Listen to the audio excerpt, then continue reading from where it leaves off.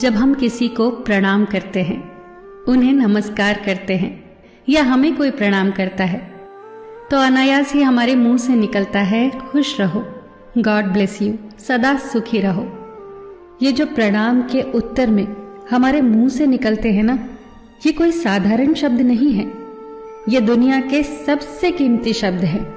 आजकल हम इन बातों को महत्व देना बंद करते जा रहे हैं, पर यकीन मानिए, जो प्रणाम के जवाब के रूप में आशीर्वाद हमें मिलता है या हम किसी को देते हैं, वो 100% चमत्कारिक शब्द होते हैं, बेशकीमती शब्द होते हैं। एक बहुत प्यारी कथा कहने जा रही हूं। महाभारत का युद्ध चल रहा था। एक दिन दुर्योधन के व्यंग से आहत होकर भीष्म पितामह यह घोषणा कर देते हैं कि मैं कल पांडवों का वध कर दूंगा। इस घोषणा का पता जैसे ही पांडवों को चलता है तो उनके शिविर में बेचैनी बढ़ जाती है। सभी को भीष्म पितामह की क्षमताओं के बारे में पता था, इसीलिए सभी अनिष्ट की आशंका से परेशान हो जाते हैं। तभी श्री कृष्ण द्रौपदी से कहते हैं, तुम अभी मेरे साथ चलो।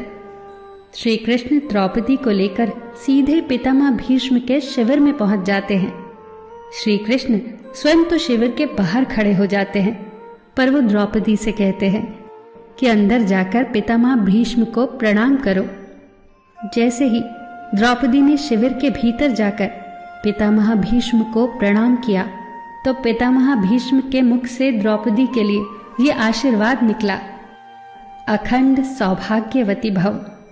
जैसे ही ये आशीर्वाद उनके मुख से निकला, उसी क्षण उन्हें स्मरण हो आया कि आज ही तो उन्होंने पांडवों के वध की घोषणा की थी और स्वयं ही उन्होंने द्रौपदी को अखंड सौभाग्यवती रहने का आशीर्वाद दे दिया।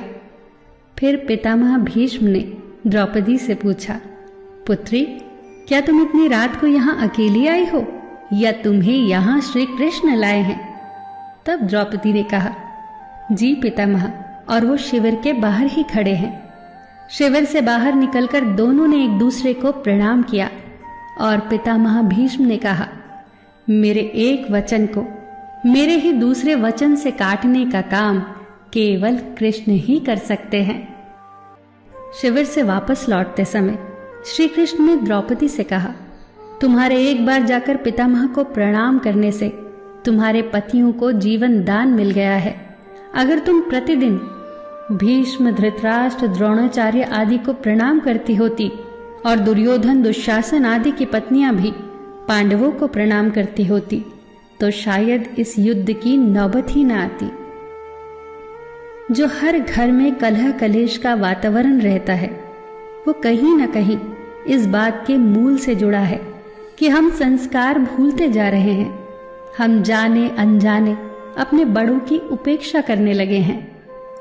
याद रखना कि हर चीज पैसे से खरीदी नहीं जा सकती, और ये भी याद रखना कि हर बात का जवाब गूगल से नहीं मिलता। उसके लिए बुजुर्गों के पास भी बैठना पड़ता है। शरीर की खुराक के साथ साथ हमारी आत्मा को भी खुराक चाहिए, जो संस्कारों से हमें मिलती है। हम भूलते जा रहे हैं आशीर्वाद के महत्व को। आशीर्वाद एक कवच की तरह होता है, जो हर बाधा से हमारी रक्षा करता है। कितनी सुंदर बात कही है किसी ने।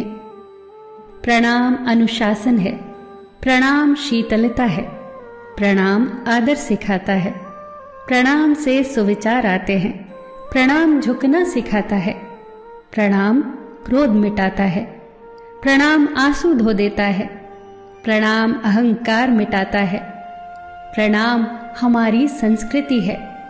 आप सभी को मेरा सादर प्रणाम।